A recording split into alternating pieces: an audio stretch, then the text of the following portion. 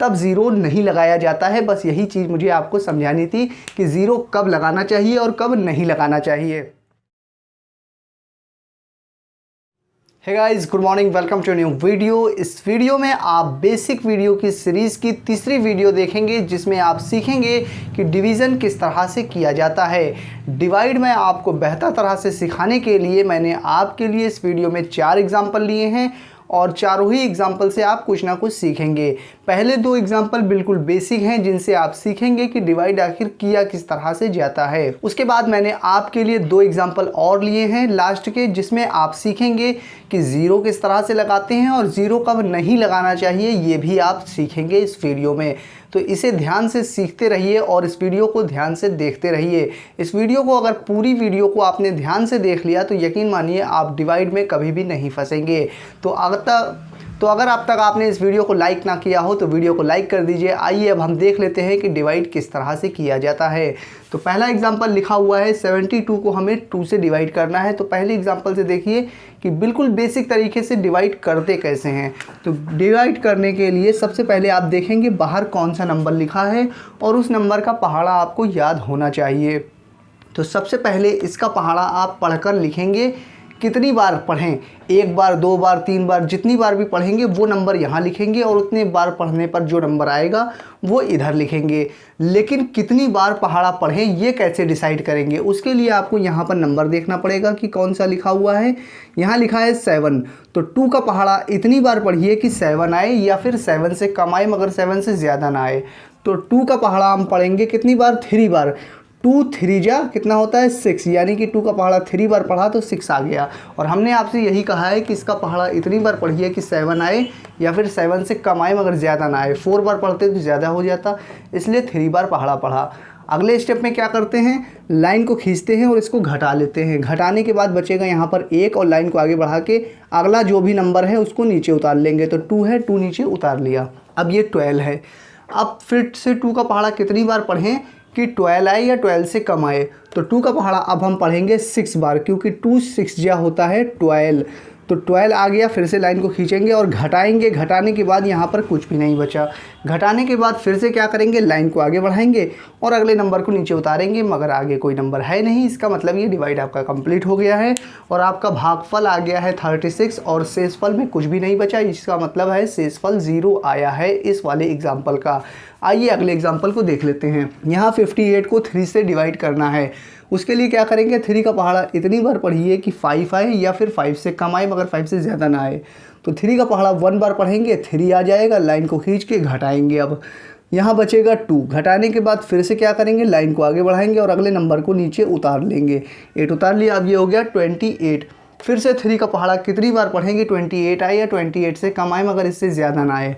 तो 2 का पहाड़ा पढ़ेंगे हम 9 बार। 2 9 जा 27 होता है। लाइन को खींच के इसको घटा लेंगे तो बचेगा कितना, 1। यहाँ पर कुछ भी नहीं। अब यहाँ पर फिर से लाइन को आगे बढ़ा के अगले नंबर को नीचे उतारेंगे मगर यहाँ पर आगे कोई नंबर है नहीं। इसका मतलब ये डिवाइड आपका कंप्लीट हो गया है और यहाँ पे आपका भागफल आया है 19 और शेषफल में 1 लिखा है। इसका मतलब शेषफल 1 आया है।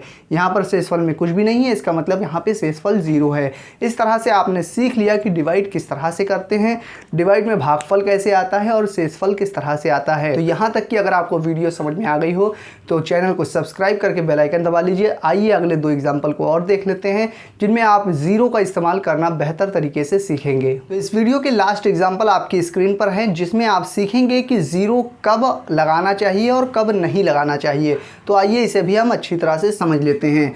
तो यहाँ पर हमें इस नंबर को 4 से डिवाइड करना है। तो आपको मालूम है डिवाइड किस तरह से किया जाता है। इसका पहाड़ा इतनी बार पढ़िए कि 6 आए या 6 से कम आए। तो 4 का पहाड़ा कितनी बार पढ़ें, 1 बार, क्योंकि 2 बार पढ़ेंगे तो 8 आएगा, ज़्यादा हो जाएगा। इसका मतलब 4 का पहाड़ा 1 बार पढ़ेंगे और 4 आएगा। फिर लाइन को खींच के इसको घटाया जाता है, ये बात आपको मालूम है। अब यहाँ पर 2 बचेगा घटाने के बाद। फिर क्या करते हैं, लाइन को आगे बढ़ाते हैं और अगला जो भी नंबर है 4 है तो 4 हमने यहाँ पर उतार लिया। अब ये 24 हो गया। अब 4 का पहाड़ा इतनी बार पढ़िए कि 24 आए या 24 से कम आए मगर इससे ज़्यादा ना आए। तो 4 का पहाड़ा 6 बार पढ़ेंगे, 4 6 या 24 होता है, 4 छंग 24 होता है। तो फिर क्या करेंगे, 24 लिख देंगे और लाइन को खींच के घटाएंगे। घटाने के बाद यहाँ पर कुछ भी नहीं बचा। अब क्या करेंगे, फिर से लाइन को आगे बढ़ाएंगे और अगला जो भी नंबर है उसको फिर से नीचे उतार लेंगे। तो 2 नीचे उतार लिया। अब क्या करें, इसका पहाड़ा इतनी बार पढ़िए कि 2 आए या 2 से कम आए। लेकिन अब 1 का पहाड़ा अगर मान लीजिए हम 1 बार भी पढ़ेंगे तो 4 आ जाएगा और ऊपर वाले नंबर से ज़्यादा हो गया। और हमने आपसे कहा है कि 4 का पहाड़ा इतनी बार पढ़िए कि ऊपर जो नंबर है वो आए या फिर उससे कम आए, मगर उससे ज़्यादा ना आए। लेकिन एक ही बार पहाड़ा पढ़ने पर ज़्यादा हो रहा है। तब आप क्या करेंगे, इसको यहाँ से हटाएंगे और इस नंबर को पहले बड़ा बनाएंगे ताकि ये इससे बड़ा हो जाए और हमें डिवाइड करने में आसानी से हम डिवाइड कर लें। तो उसके लिए क्या करेंगे, लाइन को और आगे बढ़ाएंगे और एक और नंबर नीचे उतारेंगे, मगर यहाँ पर तो अगला नंबर भी नहीं है। तब आप क्या करेंगे, तो उसके लिए आप इस सवाल को यहीं पर छोड़ देंगे और ये डिवाइड आपका यहाँ पर कंप्लीट माना जाएगा। लेकिन अगर आप अपने आंसर को बताएंगे कि इसका आंसर 16 आया है तो ये हमेशा गलत होगा। तो सही क्या होगा, सही ये होगा कि जब भी आप डिवाइड करने में कोई नंबर नीचे उतारें और ये नंबर इधर वाले नंबर से छोटा है और आगे कोई नंबर भी नहीं है, तो आपको तो यहीं पर छोड़ देना चाहिए। लेकिन आप क्या करेंगे, जब ऊपर से उतारने के बाद यहाँ पे नंबर इससे छोटा है और आगे नंबर नहीं है, तब आप अपने मन से यहाँ पर एक 0 लगा देंगे। अब आपका ये आंसर सही हो जाएगा। अब इसी एग्जाम्पल को मिलाते हुए एक और एग्जाम्पल लिया है, इसको देख लीजिए ताकि आपका ये वाला जो कंसेप्ट है 0 लगाने का बेहतर तरीके से क्लियर हो जाए कि यहाँ पर 0 लगाया है और कहाँ पर 0 नहीं लगाना चाहिए वो भी देख लीजिए इस एग्जाम्पल में। यहाँ पर क्या करेंगे, 5 का पहाड़ा इतनी बार पढ़िए कि 8 आए या 8 से कम आए। तो 5 का पहाड़ा 1 बार पढ़ेंगे, 5 आएगा। लाइन को खींच के घटाएंगे, 3 बचा। घटाने के बाद लाइन को आगे बढ़ा के अगला नंबर है 2 को नीचे उतार लिया, 32 हो गया। अब 5 का पहाड़ा इतनी बार पढ़िए कि 32 आए या 32 से कम आए। तो 5 का पहाड़ा 6 बार पढ़ेंगे और 30 हो जाएगा, क्योंकि 5 छंग 30 होता है। घटाएंगे, 2 बचा, यहाँ पर कुछ भी नहीं। घटाने के बाद फिर से लाइन को आगे बढ़ाएंगे और अगला नंबर है 7 नीचे उतार लेंगे, 27 हो गया। अब 5 का पहाड़ा 5 बार पढ़ेंगे, क्योंकि 5 बार पढ़ने पर 25 आता है। ठीक है, उसके बाद लाइन को खींच के इसको घटाएंगे, 2 बचा, यहाँ पर कुछ भी नहीं। अब घटाने के बाद फिर से लाइन को आगे बढ़ा के अगले नंबर को नीचे उतारेंगे, मगर आगे तो कोई नंबर है नहीं।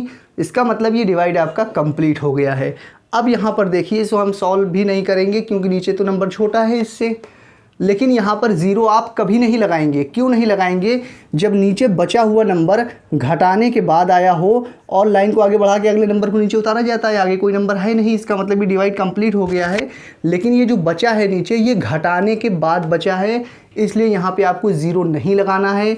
अगर कोई नंबर इस वाले नंबर से छोटा है और वो ऊपर से डायरेक्ट उतार कर लिखा गया है तो 0 लगाना ज़रूरी है। और अगर घटाने के बाद बचा हो तब 0 नहीं लगाया जाता है। बस यही चीज़ मुझे आपको समझानी थी कि 0 कब लगाना चाहिए और कब नहीं लगाना चाहिए। तो मुझे उम्मीद है आपको डिवाइड करना बेहतर तरीके से आ गया होगा।